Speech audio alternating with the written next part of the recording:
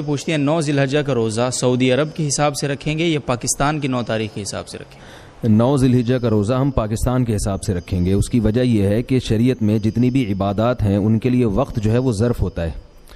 یہ ایک فقہ کی اصطلاح ہے ظرف. اس کو میں ایک آسان طریقے سے سمجھاتا ہوں کہ ظہر کا وقت جب ہمارے ہاں داخل ہوگا تو ظہر کا حکم متوجہ ہو جائے گا.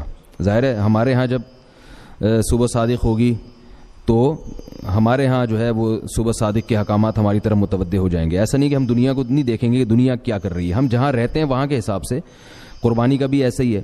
حالانکہ ابراہیم علیہ السلام نے جو قربانی کی تھی وہ تو 10 ذی الحجہ کو کی تھی نا. اب سعودی عرب میں 10 ذی الحجہ ایک دن پہلے ہو رہی ہے تو ہم یہ نہیں کہہ سکتے کہ ہم ایک دن پہلے قربانی کریں گے. تو جو جتنی بھی عبادات ہیں نا ان میں وقت اس عبادت کے لیے ظرف ہوتا ہے. تو یوم عرفہ کا جو دن ہے اس دن جو وقوف عرفہ ہوتا ہے وہ اس لیے ہوتا ہے کہ وہ 9 تاریخ ہوتی ہے.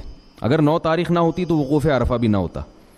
تو عرفہ کا روزہ وہ بھی عرفہ کے دن ہوگا. تو جس دن ہمارا عرفہ کا دن ہوگا, یعنی میں اس لیے وضاحت کر رہا ہوں کہ بعض لوگ کہتے ہیں چونکہ ہمارے ہاں عرفہ نہیں ہے, وقوف عرفہ نہیں ہے, سعودیہ میں وقوف عرفہ جس دن ہے تو اس دن عرفہ کا روزہ بھی ہوگا. تو بھائی سعودیہ میں وقوف عرفہ کی یعنی سعودیہ میں وقوف عرفہ کی وجہ سے روزہ نہیں ہو رہا بلکہ 9 ذی الحجہ کی وجہ سے وقوف عرفہ ہو رہا ہے.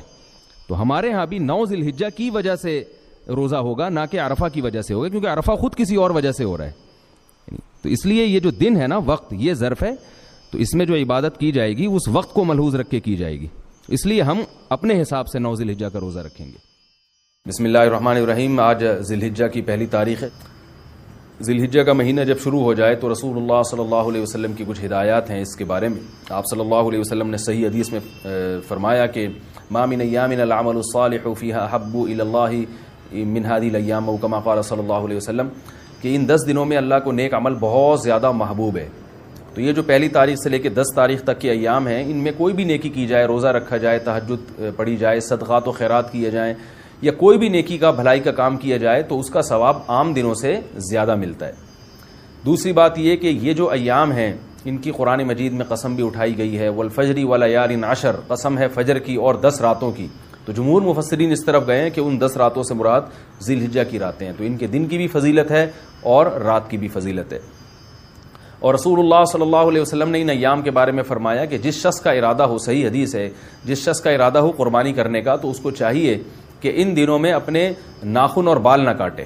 تو بہتر ہے, مستحب ہے, کوئی فرض واجب نہیں ہے, لیکن افضل یہ ہے کہ جس نے قربانی کرنی ہو تو وہ پہلی تاریخ سے لے کر جب تک قربانی نہ کر لے وہ اپنے بال اور ناخن نہ کاٹے.